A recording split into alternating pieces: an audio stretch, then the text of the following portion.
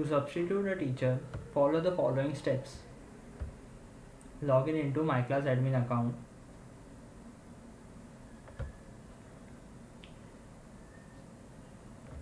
Then in the timetable,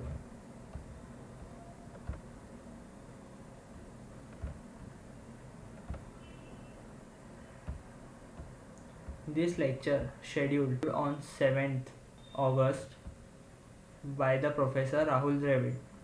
Now suppose the teacher is been absent for the lecture schedule or is unavailable for a reason and the user wants to assign another teacher for that lecture. Then click on the teacher substitution option. Here select the teacher,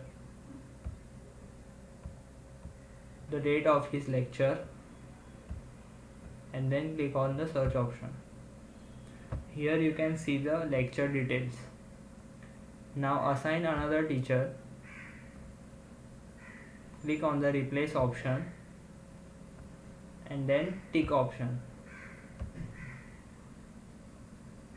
Your teacher will be successfully substituted. Now let's see the new teacher in the timetable. Select the course,